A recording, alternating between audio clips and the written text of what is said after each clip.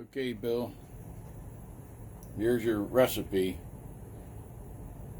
3/4 inch, 3/8 socket, fits over top of your shot cup here, your powder seal. Have a 632, which I place through the hole in the middle, which is actually your compression area, which you don't want to damage. You don't want to damage your seal on your powder cup, so the 3/4 goes over it and rests on there.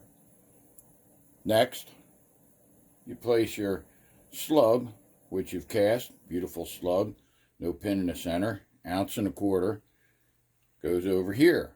Now, as you can see, it's a long distance. So I place the slug on the machine, come down, give it a little push. You'll feel the first click.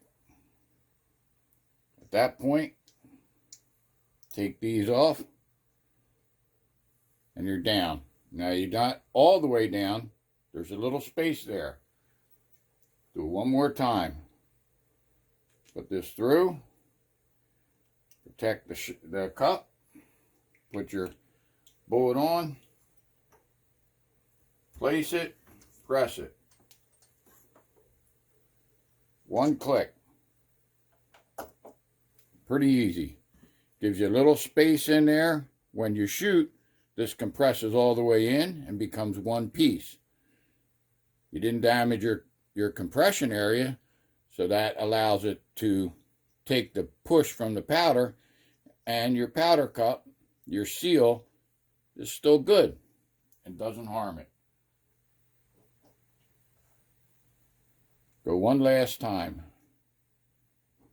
3/4 socket, doesn't have to be deep, it's a standard socket.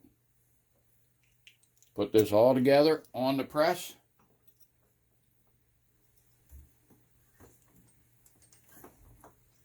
Push it in, it'll stop at the first click. That's what you get. Won't fall off.